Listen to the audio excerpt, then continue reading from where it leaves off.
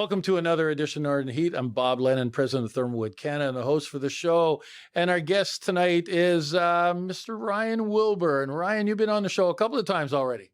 Hey, Bob. Yeah, we're back again. It's my annual visit to the Northern Heat. Annual visit. And the annual visit is always tied into the Nepisiguit Challenge. And so, but there's two things I want to talk about in today's show. And one is that you just won a pretty prestigious award in Atlantic Gala. So why don't you talk to us a little bit about that? We did. We recently attended the annual awards gala for an organization called Event Atlantic. It's an organization that is comprised of promoters, event organizers, venues, municipalities. And every year they have an awards banquet. And within that, there's multiple categories for awards. But we were fortunate enough to be recognized as the event of the year with a budget under $100,000. So very, very exciting. Well, not only that, though, but when we talked about it a little bit before this interview, you said that this not only is for events like, the Nepisiguit Challenge, but this includes concerts and everything else that are done. And like the big concert in PI and stuff like that, that would be part of this, right? Yeah, no, absolutely. So just as an example, the event that won the category under $500,000 this year was the Area 506 Festival in St. John, which you might be familiar with. Yeah. So even just to be mentioned with an event of that kind of status is pretty flattering for us, for sure. Well, this has been, what's this year? This is the fourth year, fifth?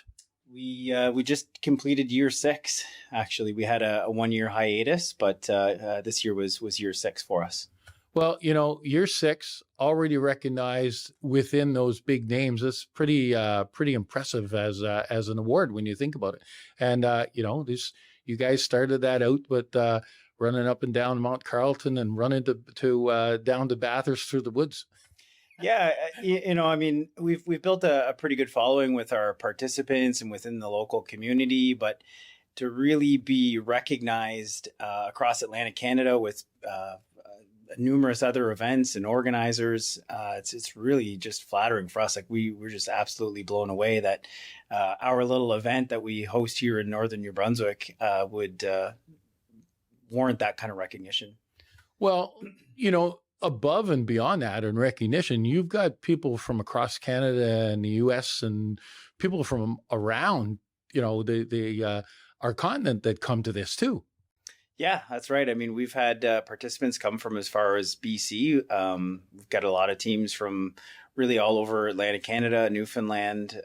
So the fact that these teams are really willing to spend money to travel into Northern New Brunswick to come participate in this event is pretty special for us, for sure. So it's a nice testament that what we are offering these teams in terms of an experience is worthy of their time and money to do so. Well, let's talk about what you're offering, because we chatted about that too, that this is an adventure race. And this year was a little bit different than others because it had some additional challenges that you maybe haven't had in the past. There was a little bit of wind and it was a little bit cooler than normal. So tell us a little bit about that, because I've seen some pictures, and you'll see some pictures as we're going through this interview too. It could have been muddy for some people. Yeah, to your point, it is an adventure race. We cover anywhere from 140 to 150K over 2 days of mountain biking and trekking, canoeing, and a little bit of orienteering as well. So there's always a fair share adventure. People sign up for this thing because it's going to be a challenge. I mean, we call it the Nepisiguit Challenge for a reason, not because it's easy, for sure, but.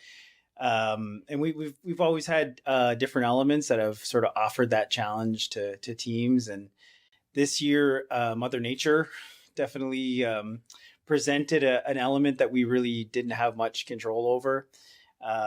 We had a partnership this year with La Ville de Caraquet. So the first day of our event was in and around the Caraquet region. And for anyone who has been to Caraquet or knows Caraquet, they know it's a place that is.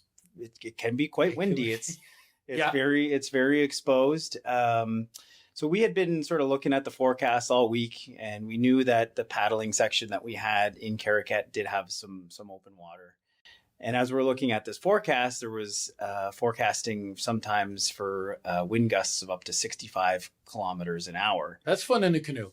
So for anyone who's done any amount of paddling in open water, even 30 kilometers an hour is pretty challenging. So when you're talking about wind gusts of 50, 60, 65 kilometers an hour, it's almost impossible. So the organizing committee did make a little bit of an adjustment to the course on the last day, or sorry, on Saturday, to shorten the paddle leg, knowing the conditions that they were going to be facing.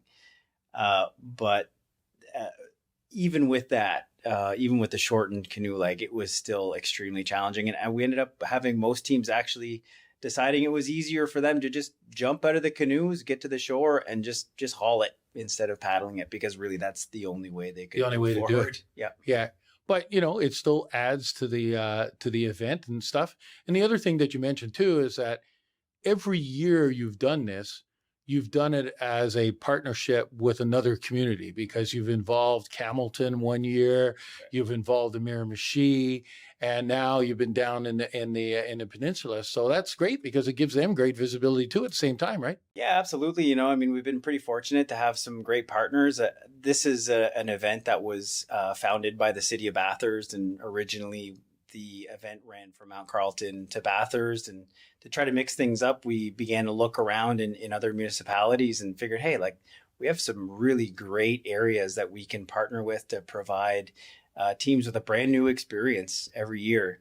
And this year we partnered with the Ville de Caraquet, and they've been exceptional partners to work with, and they've got a great outdoor playground for us to be able to explore. And it really has been an opportunity for us to showcase other parts of Northern New Brunswick. Yes, it's an event that's primarily organized by the city of Bathurst, but it's a great opportunity for us to build partnerships and to show these teams that are traveling from all over the place, not only Bathurst, but other great destinations in Northern New Brunswick that hopefully will help build the region as an adventure tourism destination.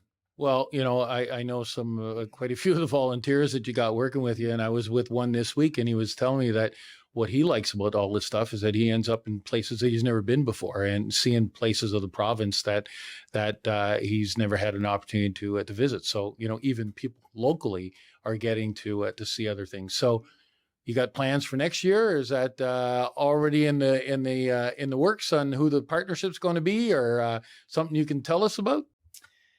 We're going to let the dust settle. This thing is a huge endeavor for us. Generally, it's 10 plus months of planning, and it's still pretty fresh for us, and we're still sort of taking a little bit of a breather right now. There's always some ideas. There's always some thoughts about what we could do next.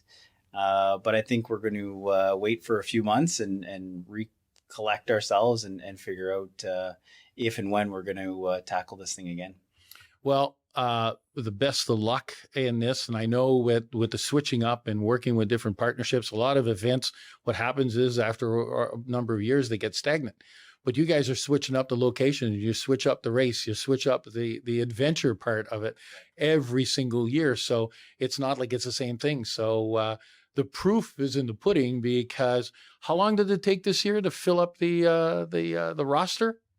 Well, I mean, that's one of the things we pride ourselves on is really offering a different experience every year. And should we decide not to continue the event, it would be primarily for that reason, because we want to make sure that when teams sign up for this event, that they are going to be guaranteed a new and exciting experience. But to go back to your question about the registration for this past year, we filled the event in, I think, like 10 to 15 seconds of registration, which was a record for us. 10 or 15 seconds. You're not talking 10 or 15 minutes here. And how many participants in all? Well, we do have to limit ourselves. Yeah. I mean, obviously there's a ton of equipment to move. We have to move 75 canoes, 150 bikes, gear bins. There's a lot of moving parts.